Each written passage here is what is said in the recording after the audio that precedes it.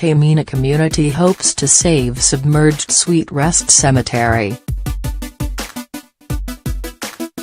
"It literally brings tears to my eyes to see this condition in 2018 as if it was 1918, said 52-year-old Tamina resident Elijah Easley as he waded through the cold, murky water and growth where his father, mother, maternal grandparents and great-grandparents were laid to rest. Easley's family is among an estimated 261 buried in graves now covered in water. The grave sites date back to 1870 and include those of Tamina's founding fathers, such as Easley's grandfather, Rami Hollins Sr., whose names can be found on street signs of the post-Civil War Freedmans settlement. Tamina's history can be traced back to R.B. Smith, an educator from the city of Montgomery, John Eller, a Houston area businessman, and to 1871 when freed slaves who moved to the area helped build the railroad. Many past Tamina residents worked for Grogan's Mill, a part of Grogan Cochran Lumber Co. For the past 10 years, the roughly 12-acre cemetery, which does not have an owner, has been left dormant and exposed to the elements without a caretaker aside from the occasional volunteers who try to help. Some of the graves are inaccessible due to the standing water and grassy growth, which Easley believes may be because the natural water flow has been blocked on various sides. An effort to save the cemetery came to light after 3 siblings, descendants of an original Tamina settler, died in a house fire in May 2017. Terrence T.J. Mitchell, 13, Kayla Mitchell, 6, and Kyle Mitchell, 5, were trapped in their room on their home's second floor. The children's grandfather, Bobby Johnson Jr., was able to get most of the family, including Adrian, a 4th child, out of the home after breaking a second-floor window, family members said at the time. Johnson, his wife, Carrie, and their 34-year-old son, Jarvis Johnson, were all injured as they tried to rescue the 3 trapped children. The Johnsons are descendants of an original settler of Tamina and lived on a road named for one of their ancestors. The late Mitchell children have several family members buried in Sweet Rest Cemetery. Due to the poor conditions of the cemetery, however, no one has been laid to rest there for nearly a decade. Disrupted flow.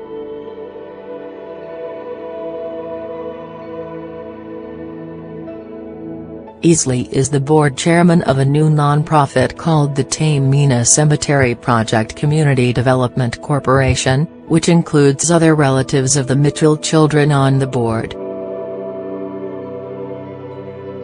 The corporation is comprised of descendants from Tamina's forefathers, churches, community members and others, including Georgia Carroll, chairwoman of 100 Hands Alliance, an organization that advances community health and well-being.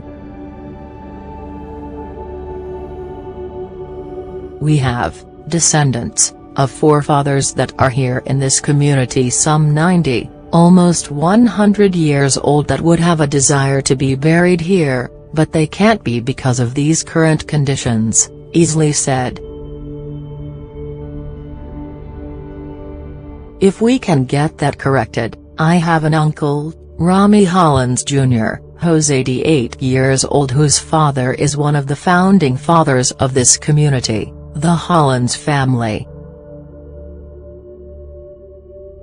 I know if my uncle was given the opportunity, he would care to be buried there.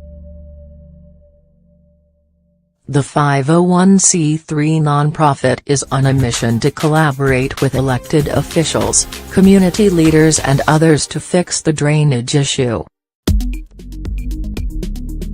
"It's about honoring our ancestors," said board treasurer Victor Harris, 34. "It's about honoring our legacy.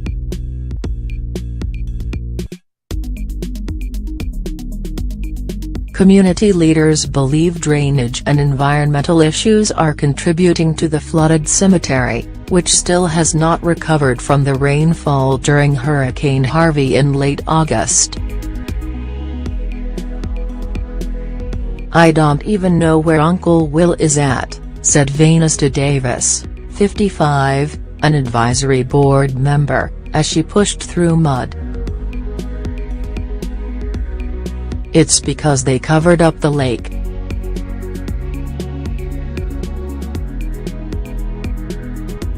The natural water flow has been disrupted.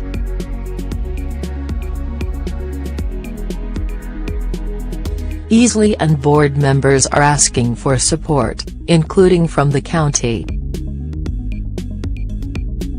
Advisory board member James Levston, 75, said the board feels like the county should put a lot of attention on the project because they believe illegal dumping is a cause of the environment issues. "This is our start." During a January 11 Montgomery County Eagle Forum with Precinct 4 Commissioner candidates Jim Clark and challenger Bob Bagley in Shenandoah, the advisory board members and several Tamina residents discussed the cemetery with the candidates. Easley said he felt there was a genuine response from the community, from non-residents of Tamina and from the candidates in attendance. James Metz, who is also running for the position, did not attend the forum. "The candidates are committed to assist the civic and humanitarian cause, not with taxpayer dollars, but with their time and talent," Easley said.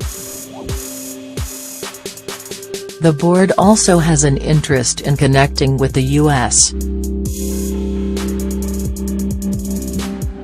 Army Corps of Engineers as the first step to solving the drainage problem. "This is our start," Vanessa Davis said. "First, last and everything.